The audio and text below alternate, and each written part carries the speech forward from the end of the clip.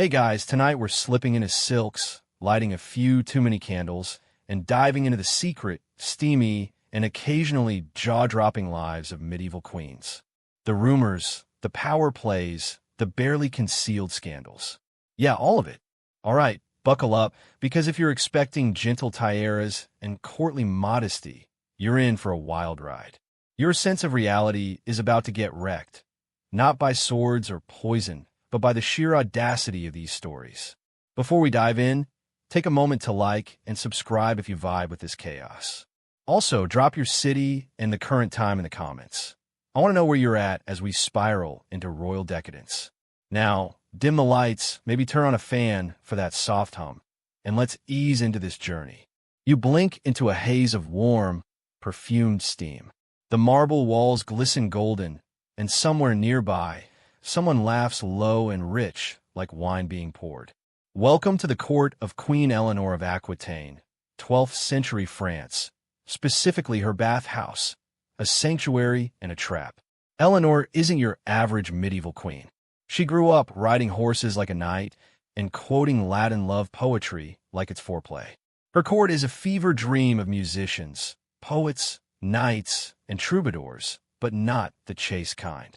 These aren't distant love songs. They're raw, electric desire wrapped in rhyme and velvet. The air smells of rose water and cinnamon, the bathwater laced with herbs. Eleanor lounges in a private tub, her hair coiled with pearls, her eyes sharp and amused. Her ladies-in-waiting trade glances and secrets, gossiping about someone's recent performance, and it's not about jousting. Eleanor's court isn't just flirtation and metaphor. It birthed the court of love, where she and other nobles debated romance, passion, and fidelity like judges. Sound classy, right? Until the topics get spicy, like is it better to love in secret or in public? Or can a married woman truly love anyone but her husband? The verdicts weren't always tame. Sometimes they bordered on softcore legal rulings. One troubadour, Bernard de Ventadour, becomes Eleanor's obsession for a while. He writes about her skin, her laugh, her refusal to be owned. Some say their connection was purely poetic. Others point to private songs, locked garden encounters, and a sudden exile. Too close, too public, too tempting. Eleanor marries twice. First to Louis VII of France, a pious buzzkill allergic to fun, and then to Henry II of England, a passion-filled, violent mess. Louis's marriage fizzles spectacularly. Eleanor hosts feasts with naked dancers and allegedly joins the Second Crusade in armor just to stir things up. With Henry, it's cheating, rebellions, and headlines. Here's a juicy fringe theory. Behind closed tapestries, Eleanor and her inner circle held secret rituals, symbolic romantic trials with blindfolds, whispered accusations, and creative punishments. A half-deciphered letter mentions a midnight circle and a kiss of truth. Innocent? Maybe, but the line between ritual and kink blurs when everyone's in perfume and velvet gloves. Was Eleanor as scandalous as legends claim? Scholars are split. Some say she's mythologized as a seductress to make her more entertaining or threatening. Others argue the consistent rumors hint at truth. A woman that powerful, clever, and unapologetic? People had a talk. Either way, you're in that steam-filled room, catching Eleanor's eye for a split second. Her look says, "You think you know queens? You don't." The heat shifts, thicker now, pulsing with incense and candle smoke. The bathhouse fades, replaced by the golden domes of Constantinople in Byzantium's decadent prime. Sandals echo on mosaic floors, distant chants hum from a church, but you're headed somewhere else. Into the life of Empress Theodora, who rose from nothing but her body and wit to seduce an empire. She starts as a barefoot mime dancer and actress, performing uninhibited acts. One chronicler, clearly sweating, describes her with geese. Her early years are allure and chaos, her beauty undeniable, wide eyes, striking presence, a voice that commands silence. But it's her ambition that lifts her from the gutter to the palace. Theodora catches the eye of Justinian, heir to the Byzantine throne, not just for her looks, but her mind. Their pillow talk likely mixed theology, politics, and rival takedowns. When law forbids senators from marrying actresses, Justinian changes it. Love or lust with imperial funding. As empress, Theodora supports laws protecting women from forced prostitution, funds safe houses, and reforms marriage rights. But whispers swirl of her night court, a circle of ladies and eunuchs gathering for pleasures mental and physical. Stories mention her private bathhouse, where guests were tested with scented oils and little clothing. Then there's the blue versus green chariot racing rivalry. Think gang allegiance, not just fandom. During the Nika riots of 532, Justinian wants to flee, but Theodora stands firm. Royalty is a fine burial shroud. Some say it's bravery. Others claim she had leverage, secrets, lovers, trysts, and high society pressure points. A mosaic in the Church of San Vitale shows Theodora with a golden chalice, her expression unreadable. Some see sanctity. Others note her veil, linked to pagan love goddess rituals. Rumors also linger of a daughter from her performing years, hidden in a convent or passed off as a noble's child. Scholars debate. Was she a reformed sinner or a secret libertine? Her mosaics, laws, and legend, too wild to fully believe, too real to deny, endure. You leave her palace, trailing myrrh and rose oil, dizzy from the most sensual imperial power grab in history. Now you're in narrow Parisian streets, damp stone underfoot, the scent of burning pine on your cloak.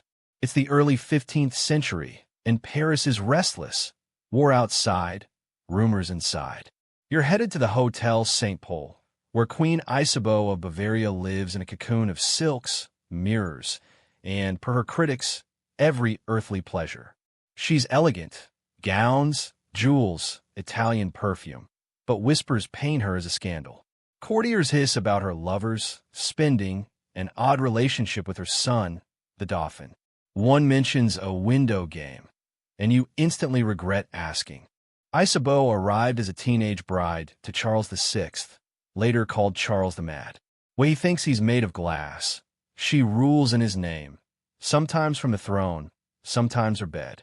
Queens were meant to stay veiled and silent. But Isabeau rides in gold carriages, hosts masked midnight feasts, and wears her power like a goddess. The people adore her, then don't. Nobles never trust her. Historians either love her or want her tried for treason and bad taste. She had mirrored ceilings in several chambers, innocent decor or a sign she liked watching or being watched. Rumors swirl of lovers, including her brother-in-law, the Duke of Orleans, allegedly caught in his lap during a council meeting or meeting in her milk bath chamber, a spot for lovers and spies. She bathed in milk weekly to preserve her youth or mystery. Fringe pamphlets accuse her of dark rituals, animal blood, candles, incantations to keep the king docile. Some align with court records of nighttime visitors and unexplained deaths. The wildest rumor claims an unnatural closeness with her son, the Dauphin, bathing together into his teens or arranging his marriage to control him. These likely came from enemies, but their persistence says something. Was Isabeau indulgent or just surviving a court of jealous men and an unstable king? Modern scholars note the accusation's bias, but the mirrored ceilings and wine-stained whispers linger. You stand at her chamber before a mirrored door, the ceiling reflecting everything below. Her bed frame, carved with lions, draped in bruised dark velvet, feels charged. Isabeau outlasted many rivals, protected her children, and held France together. History calls her too foreign, too decadent, but maybe too delicious to forget. Now you're on a muddy battlefield, in a borrowed cloak reeking of wet wool and sweat. It's 1455, the Wars of the Roses tearing England apart. Red rose for Lancaster, white for York. You're following Queen Margaret of Anjou, the she-wolf of France, a lioness hiding her enemy's bones. Married to the passive Henry VI, she runs the show, council meetings, alliances, and ruling outright when he collapses into a stupor. Rumors don't just focus on her power, but her grip on nobles like Edmund Beaufort, Duke of Somerset. Too many letters, glances, and absences fuel whispers that Prince Edward might be Somerset's, not Henry's, conceived during unchaperoned meetings. In Coventry's cold halls, Margaret moves like a general, talks like a lawyer. But in private, tales claim she shocked her French ladies with ritualized affections among court women, binding oaths, late-night confessions, maybe kissing. A courtier's dismissed account mentions the Queen's Red Room, where women entered angry and left glowing, their silence bought. Soldiers whisper she visited barracks in disguise, selecting young men for candlelit, veiled encounters, a power trip, or rebellion against her useless husband. Scholars cry misogyny, but the tale's consistency across England and France, silk cords, bruised lips, cold morning departures, hints at a cover-up. In her chamber, a half-written Latin note demands troops and cherry wine with equal urgency. Her massive bed, with a leather headboard and rope fastenings, feels warm, charged. During a ceasefire, she met a Yorkist envoy privately, emerging with a suspiciously favorable deal. Was it charm or more? Scholars debate. Was she smeared by Yorkist propaganda, or was there an alternative female power cloaked in sensuality? In the fog outside, you hear practice, swords clash. Margaret's out there, maybe laughing, drawing battle lines while sipping wine. Her reign ends in tragedy, her son dead, her power shattered, but history can't handle a woman who ruled with sword and skin.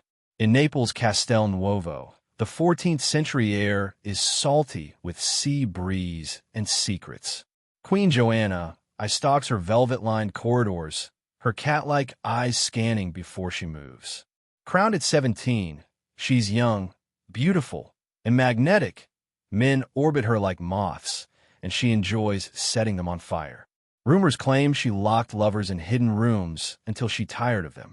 A young guard vanished after entering her wing, reappearing weeks later, pale, mute, feet blistered, hands manicured. Whispers say Joanna had a thing for feet, touching, oiling, being massaged with exotic oils from Alexandria.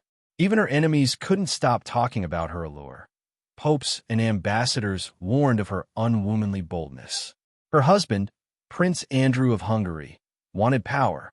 She refused him a coronation. In 1345, he was found strangled, naked, hanging from a window. Joanna claimed innocence, but most smirked. Someone did it for her, out of devotion or fear. A cleric wrote of her book of names, listing lovers' professions, quirks, and symbols. A son for those she adored, a dagger for those she used, a chain for those who returned.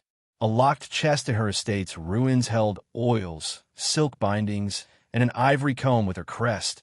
No book, but the tone was clear. Was she a feminist claiming male-like autonomy, or a manipulator cloaked in vice? Scholars fight over her as a feminist icon, political monster, or misunderstood queen. In her overgrown gardens, a fountain hosted candlelit, masked midnight gatherings. Beneath ivy-covered trellises, what happened is lost, or locked in the mute footman's silence. Joanna's downfall came via papal politics and betrayal, suffocated in her bedchamber by a cousin. Her secrets, tucked away, leave you smelling rose, oil, and damp leather, hearing a lock click shut.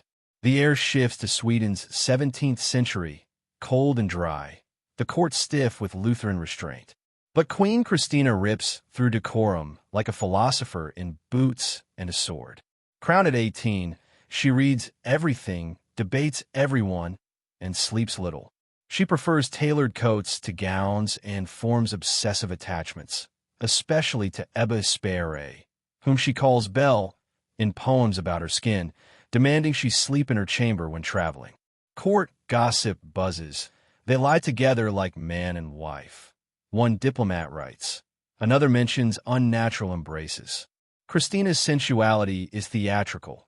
She commissioned a performance where women dressed as knights jousted, then wrestled in oil-soaked silk robes, guests watching from curtained alcoves. A chronicler called it a chivalric ballet of the senses, another sin in pageant form. Intellectual and mystic, Christina invited Descartes, who died soon after arriving. collected explicit art, and wrote that the nude form reveals the divine through desire. A debated letter, possibly to a lover, describes a night bound by satin, breath, heat. Some say she kept a trunk of cords, masks, and handwritten instructions under her bed. Erotic, maybe political. She refused marriage, baffling her court. Half mesmerized, half rewriting etiquette manuals, they couldn't contain her. Her mosaics, laws, and legend, too wild to fully believe, too real to deny, linger as you step away, dazed, wondering how much power came from what she kept hidden. If you're expecting gentle tiaras and courtly modesty, you're in for a wild ride. Your sense of reality is about to get wrecked, not by swords or poison, but by the audacity of these queens. Drop your city and current time in the comments. I'm curious where you're at as we dive into this royal decadence. Dim the lights, maybe turn on a fan for that soft hum, and let's begin. You're in a haze of perfumed steam, marble walls glistening golden, a low laugh like wine being poured nearby. Welcome to Queen Eleanor of Aquitaine's 12th century French bathhouse, a sanctuary and a trap. Eleanor's no typical medieval queen. She rides like a knight and quotes Latin love poetry like foreplay. Her court is a fever dream of musicians, poets, knights, and troubadours, their songs dripping with raw desire, not chaste longing. The air smells of rose water and cinnamon, the bathwater herb-laced. Eleanor lounges in a private tub, hair coiled with pearls, eyes sharp and amused as her ladies-in-waiting trade secrets about someone's performance, not in a tournament. Her court birthed the court of love, where nobles debated romance and passion like judges, tackling questions like, is it better to love in secret or public? Or, can a married woman love anyone but her husband? Verdicts could get spicy, bordering on softcore rulings. Troubadour Bernard de Venadour, Eleanor's obsession, wrote of her skin and refusal to be owned. Some say it was poetic. Others point to private songs and locked garden trysts before his sudden exile. Too close, too tempting. Eleanor married twice. Louis VII of France, a pious buzzkill, and Henry II of England, a passionate, messy cheater. She hosted feasts with naked dancers and joined the Second Crusade in armor to stir things up. A fringe theory claims she held secret rituals, romantic trials with blindfolds and creative punishments. A letter mentions a midnight circle and kiss of truth. Ritual or kink. The line blurs in velvet and perfume. Was she mythologized as a seductress, or did the rumors reflect a powerful, unapologetic woman? Her glance says, you don't know queens yet. The air thickens with incense and candle smoke, and you're in Byzantium's golden-domed Constantinople. Empress Theodora rises from barefoot mime dancer to empire seducer. Her early performances wild, think geese, per one sweaty chronicler. Her beauty, wide eyes, commanding voice, and ambition lift her to the palace. She hooks Justinian, who changes laws to marry her. As empress, she protects women, reforms marriage rights, but whispers speak of a night court of ladies and eunuchs indulging in mental and physical pleasures. Her bathhouse tests guests with scented oils and minimal clothing. During the 532 Nika riots, she refuses to flee, declaring, royalty is a fine burial shroud. Was it bravery or leverage from knowing society's secrets? A mosaic shows her with a chalice, possibly saintly, possibly tied to pagan love rituals. Rumors of a hidden daughter linger. Was she a reformed sinner or lifelong libertine? Her legend, wild yet undeniable, lingers as you leave, trailing myrrh and rose oil. In 15th century Paris, damp streets smell of burning pine. Queen Isabeau of Bavaria rules in Hotel St. Paul, draped in silks and mirrors. Married to Charles VI, the mad king who thought he was glass, she governs from throne or bed. Queens were meant to stay veiled, but Isabeau rides in gold carriages, hosts masked feasts, and wears power like a goddess. Whispers call her scandalous. Lovers, spending, and a strange bond with her son, the Dauphin. Mirrored ceilings in her chambers spark debate. Decor or voyeurism. Rumors of affairs, including with the Duke of Orleans, mention milk bath trysts doubling as spy meetings. Fringe pamphlets accuse her of dark rituals to control the king, aligning with records of odd visitors and deaths. Incest rumors, likely enemy propaganda, suggest unnatural closeness with her son. Was she indulgent or surviving a jealous court? Her mirrored bedchamber, with lion-carved bed and bruised dark velvet, feels charged. She outlasted rivals, protected her children, and held France together. But her name became a cautionary tale, too foreign, too decadent, too delicious to forget. On a 1455 battlefield, the Wars of the Roses rage. Queen Margaret of Anjou, the she-wolf of France, married to passive Henry VI, runs England, councils, alliances, and all when he collapses. Whispers focus on her hold over nobles like Edmund Beaufort, Duke of Somerset, hinting Prince Edward might be his, not Henry's. In Coventry, she moves like a general, but rumors claim she shocked her ladies with ritualized affections.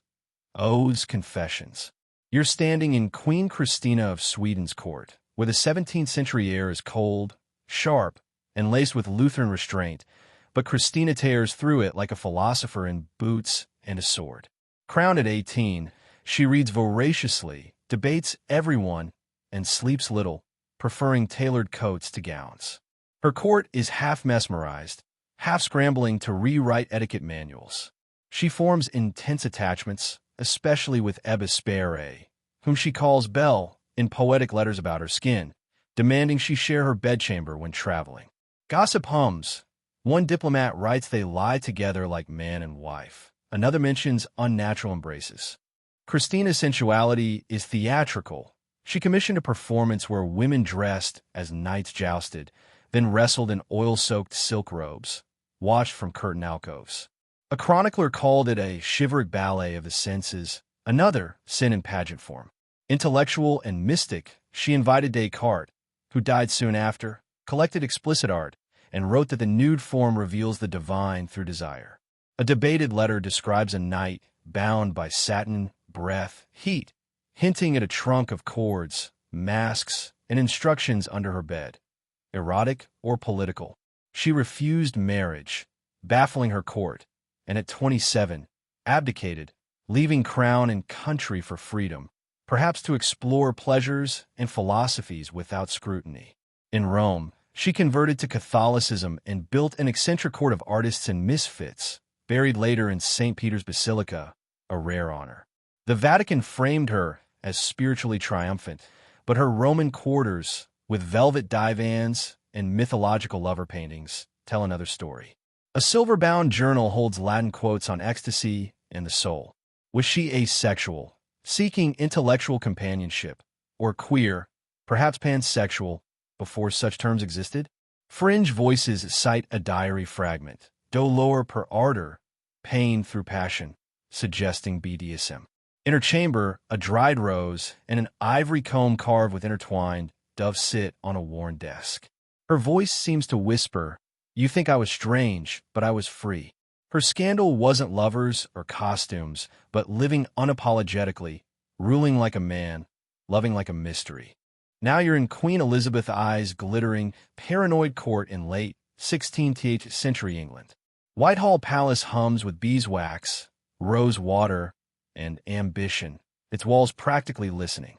The Virgin Queen, wrapped in gold embroidery and menace, her face a powdered mask, wields a brain sharp as a dagger. Behind the Gloriana myth, she's surrounded by handsome men, favorites like Robert Dudley, Earl of Leicester, her childhood friend and likely love. His rooms, directly beneath hers, had a passage locked only from her side. Servants heard muffled voices, even a cry of delight, followed by weeping. Her bedchamber was a revolving door of men brushing her hair or adjusting gowns, and dismissed maids hinted at love triangles. One sobbed outside Dudley's quarters, claiming Elizabeth took everything.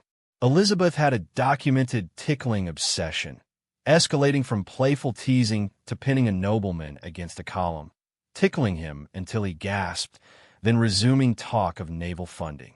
Was it flirtation, dominance, or a stress outlet? Her masquerades, lasting hours, featured mythical costumes and blurred identities, Elizabeth often veiled as a seductive Roman goddess. Scholars debate. Was her virginity a political tool, a trauma response from her mother and Bullen's execution, or a cover for discreet lovers, taken carefully to avoid scandal? In her private apartments, a cracked mirror, a lute with a missing string, and a half-finished poem. He loves me not in truth, but in disguise, and I in fire cloak frost behind my eyes. Hint at passion. Fringe diaries mention a cloaked figure leaving her room the morning she died, not a priest or physician. Did she redefine virgin to deny the world what it craved? You step into the English morning, the stones worn by centuries of curiosity, her legend alive in its ambiguity. The desert opens in 3rd century Palmyra, Syria, smelling of dust, spiced wine, and sun-baked stone. Queen Zenobia, on a black stallion and a gold breastplate, isn't just Cleopatra's heir. She rewrote the playbook. After her husband's assassination, she didn't just rule Palmyra. She conquered Egypt, challenged Rome, and declared her son emperor of the East. Her beauty and intellect, speaking multiple languages, quoting Homer, made envoys sweat. A Roman prisoner described being bound with scented oil during her questioning. Zenobia's court, with marble floors and lover statues, was openly sensual. She styled herself after Cleopatra, wearing similar robes and staging possible reenactments of her seductions. Frescoes in her bathhouse show women reclining, one holding a goblet, another far from a foot massage. Was she Cleopatra 2.0 or a sharper, restrained rebel? Excavations uncovered anklets and ivory pins, a snake swallowing its tail, a fig leaf near a hidden alcove. Captured by Rome, was she shamed in chains or married to a senator, hosting subversive salons? Her patience was her deadliest weapon, her legend a whisper in a general's ear, a faint scent of oil in a desert tent. In 13th century Aragon, the palace's pious arches hide a warmer pulse. Queen Violent, wife of James I, was devout in public, but maddening in private.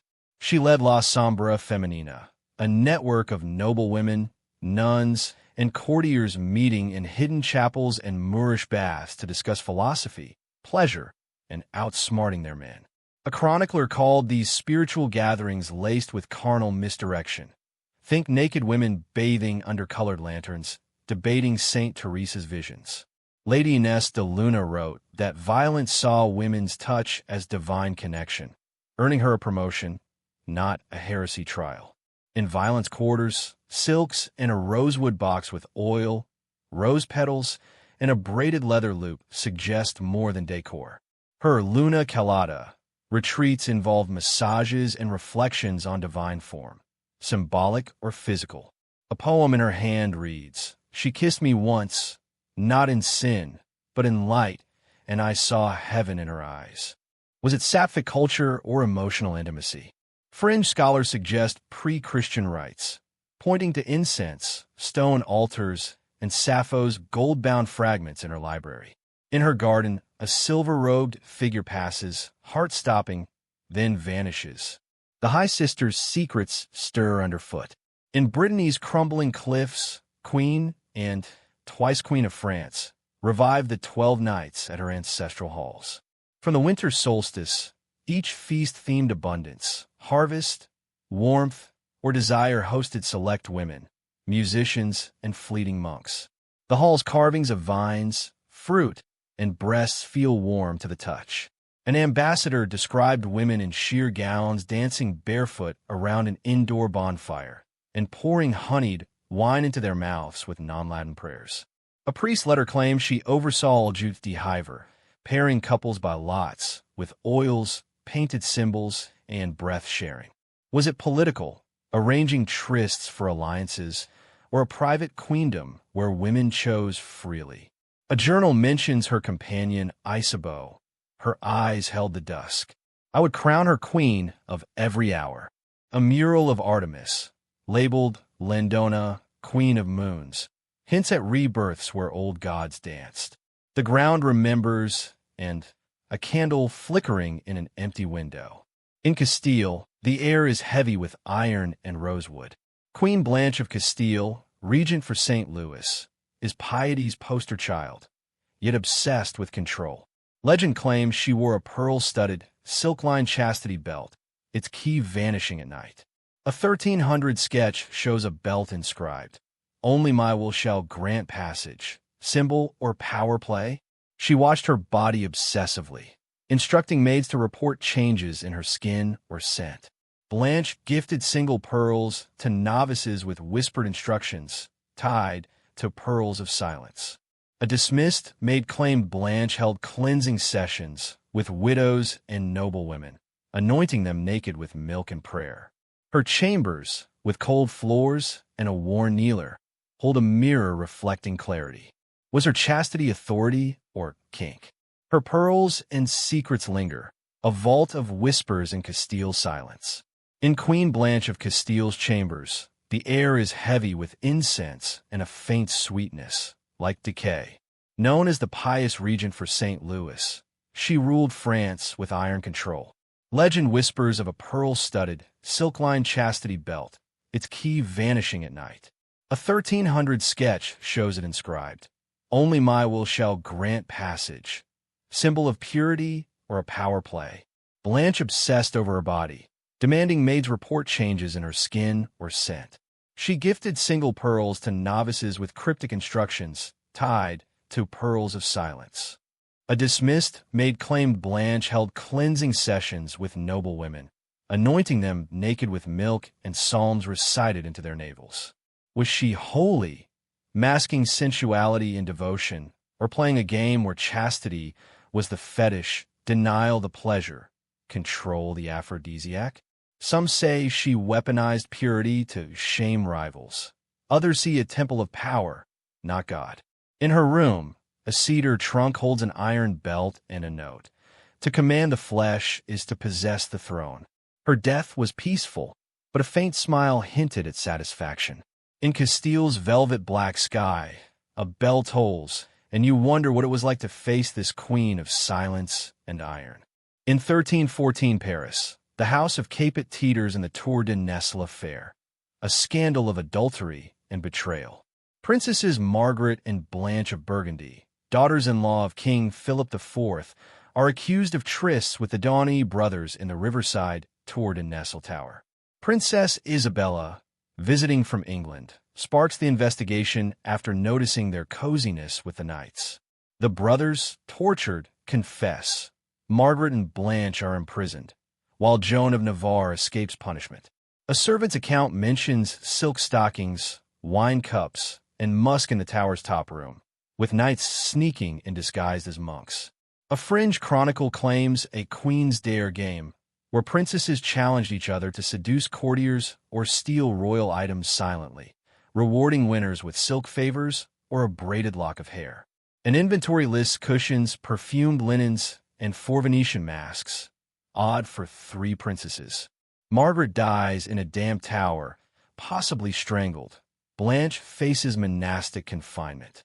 The tower, later a theological haven, feels warm, as if it remembers. A crude rose carving behind a brick whispers secrecy or defiance.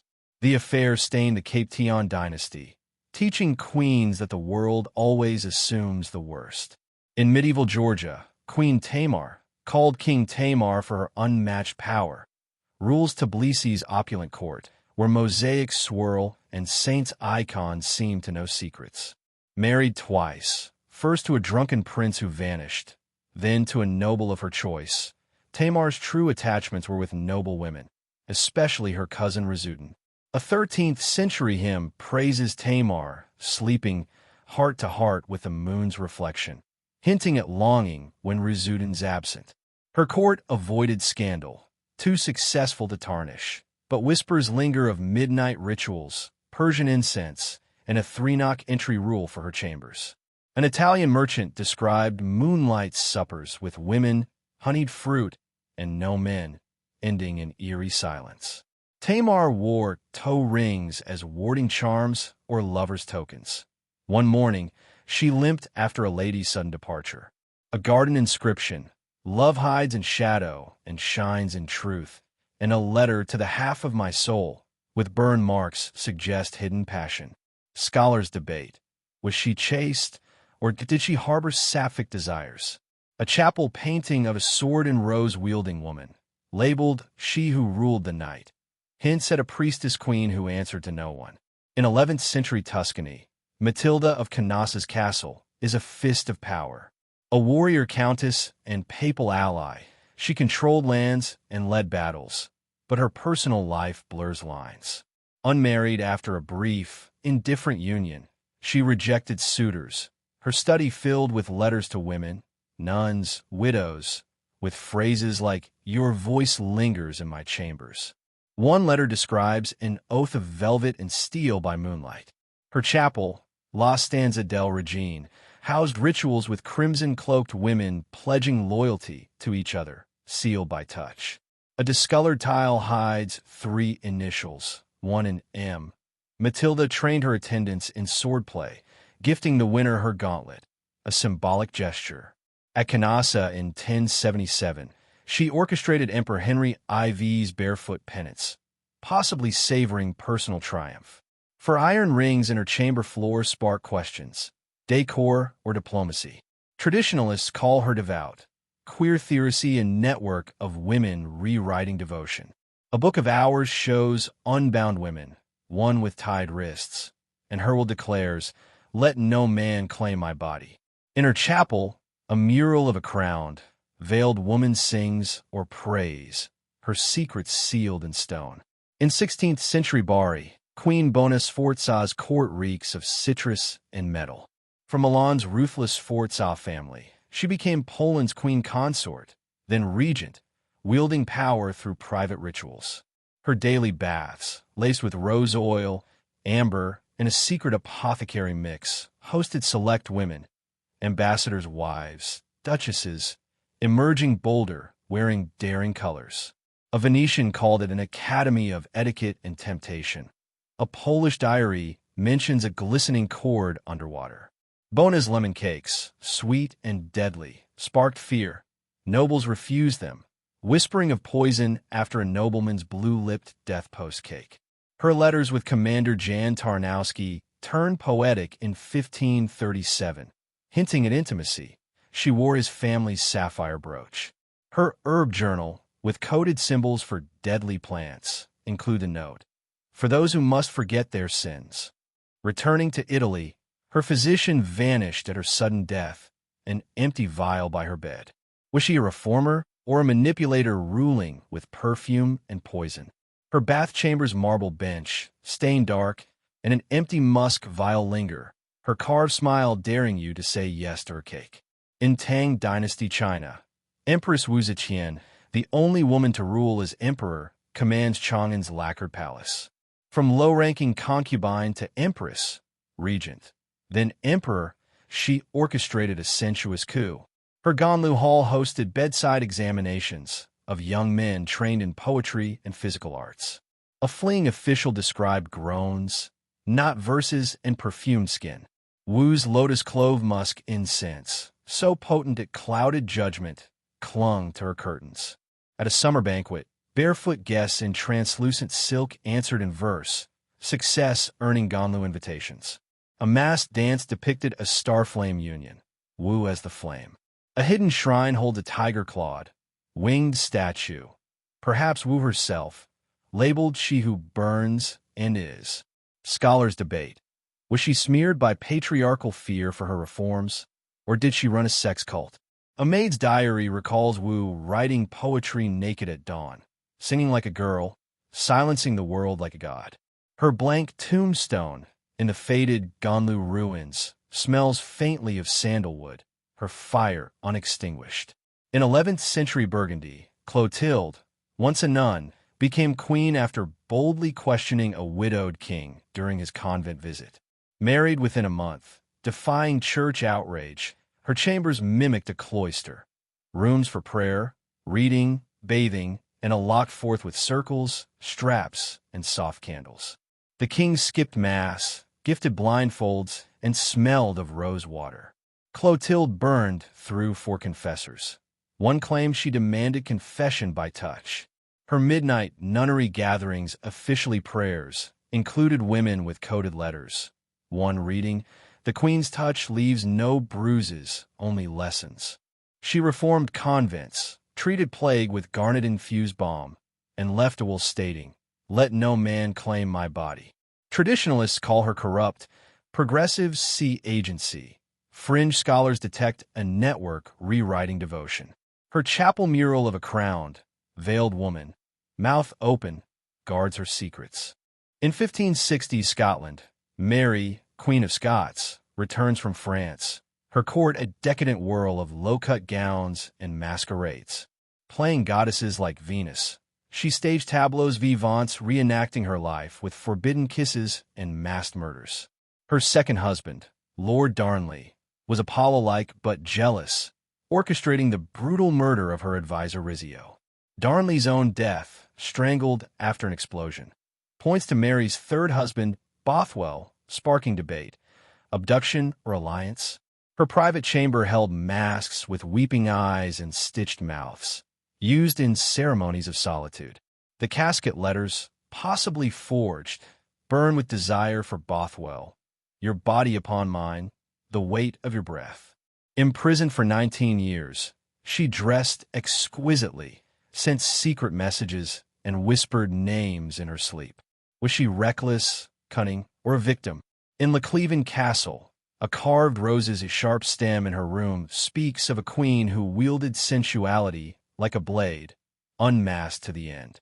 In late 16th century France, Catherine de' Medici's Valois court is a cauldron of war and perfume.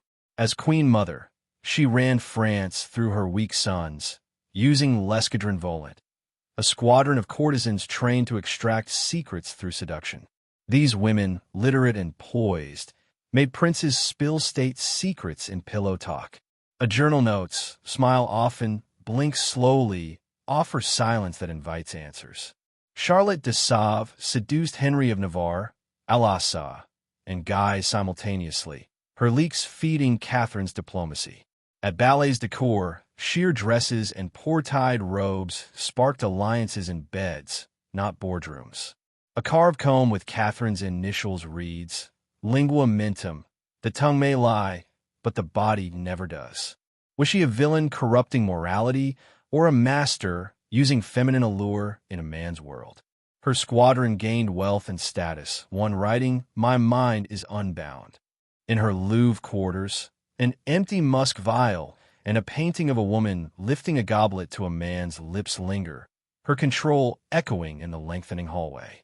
In 13th century Mongolia, the steppes' wide sky smells of sweat, leather, and campfire smoke. Here, another queen's story unfolds, her power as vast as the horizon, her secrets carried on the wind. The narrative cuts off, but the stage is set for another tale of conquest and whispered desire. In 13th century Mongolia, the steppe stretches endless, yurts dotting the horizon like warm, humming worlds. Here reigns Borte, or perhaps Kudalin. Records blur, but her mark is indelible. Genghis Khan's first wife, Borte, wielded quiet, absolute influence, advising on war and painting his face before battle, her hands tracing his scars. Whether Borte or Kudalin, Genghis' great-granddaughter, she was tattooed. Not dainty swirls, but war trophies. A dragon's eye on her shoulder, a scorpion on her thigh, symbols of her kiss and strike. Kudalin challenged suitors to wrestle, winning 10,000 horses and no husbands until family pressure forced a marriage. Her yurt, smoky and fur-lined, holds a cracked silver mirror, possibly for ritual gazing. A story whispers of her seducing an enemy warlord with fermented mare's milk and a riddle, leaving him tied in her colors, his tribe surrendering. Her spine's tattoos, an encrypted lineage, guided lovers' hands in the dark, a history worth memorizing. Traditionalists call it myth. Others see a warrior queen blending sensuality and dominance.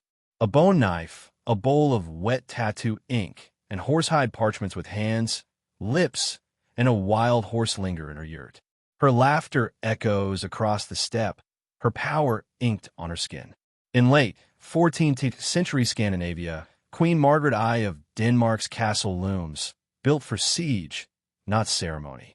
She united Denmark, Norway, and Sweden under the Kalmar Union, ruling as a crowned king, not a regent. Unmarried after her husband and son's deaths, she shunned consorts, traveling with a tight circle of women and holding councils in locked chambers where men emerged pale. Known as King Margaret, her red room, windowless, guarded, contained iron cuffs, silk cords, and a carved rod of state. Folktales speak of the chained queen, binding without touching, her kisses burning cold. Scholars debate, was she asexual, pleasureless, or in a private bond with Elna, a Norwegian noblewoman gifted an estate and escort?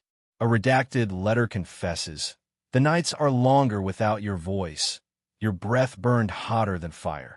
A wax seal shows hands bound by a serpent, and her bed platform bears M+E carvings. Was Elna her mirror or more? Margaret's rope-patterned walls and the clink of chains in her red room suggest a queen who ruled without compromise, her control her deepest thrill.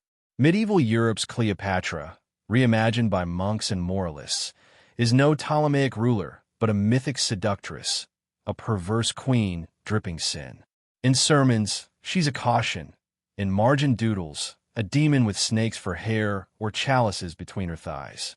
A Byzantine tale claims her palace's echo chamber turned moans into music, while a French play describes a mirrored bedchamber where lovers couldn't look away, her whispered curse. To see me is to become me. Her perfume test blindfolded men, testing their silence under her tongue's touch with secret oils. An illuminated manuscript shows her smirking, a pearl between her lips, anatomically dubious. Medieval men, blind to her real reforms, turned her into a heretical flame womb, her queen's ink of pomegranate, menstrual blood, and saffron written on lover's skin. In a Florentine villa's copper-mirrored chamber, an inscription reads, "She died pressed against a blade, smiling." Her myth, born of fear, still smirks through history. In 14th century Avignon, the papal palace hums with wine and politics. Here, the legend of Pope Joan, possibly a myth, thrives in whispers. Disguised as a man, she rose to pope, exposed when she gave birth during a procession. In medieval retellings, she orchestrated her affair with a young cardinal, her lamb in wolf's wool, in the 10th office beneath the library, with cushions, censers, and an obsidian slab. Her mirror mass blended psalms with skin-bound blessings, her cassock split for movement. A banned German text calls her voice honey-laced with blade. A marble throne, the sedia sterceraria, checked Pope's gender, hinting at her shadow.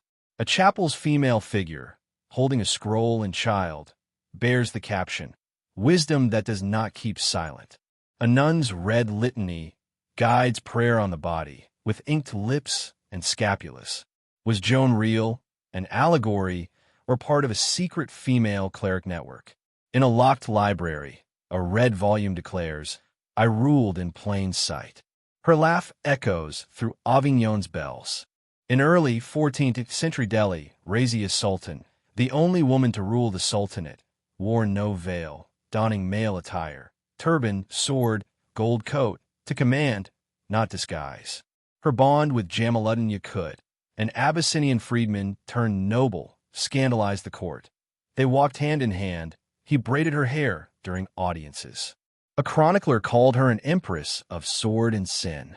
Her hexagonal mirror room, lined with obsidian, held crimson cushions, perfume, and silk bands, hosting Yakut and a dancer, Sia, whose body moved like smoke caught in a prayer. A robe's hidden pocket conceals the phrase, "To be ruled is not the same as being held." Was she devout, bold, or queer-coded by enemies? Razia redefined intimacy as tribute, commanding armies and desire with equal patience. Her nobles rebelled, killing Yakut and her in a shallow grave. A 1905 railway dig unearthed a tomb with her and Yakut's names, a final defiance. Her palace's warm stones whisper a confession too potent to forget. As the candlelight dims behind 30 doors, you've walked through the silk-lined crawl spaces of history, past queens who turned pleasure into weapons, power into rituals, and grief into perfumed ropes. These were no mere seductresses. They were saints in velvet, heretics in lace, generals in lipstick, wielding whispers and moans to bend empires. Denied swords or pens, they used gestures and grips, leaving marks you can't unfeel. Their stories, buried by official records, hiss through centuries, not as role models, but as warnings too compelling to erase. You're lying awake now, heart racing from poison, poetry, and punishment, wondering what kind of bedtime story this was. You made it through, still breathing, despite the company of queens who ruled, loved, and burned on their own terms.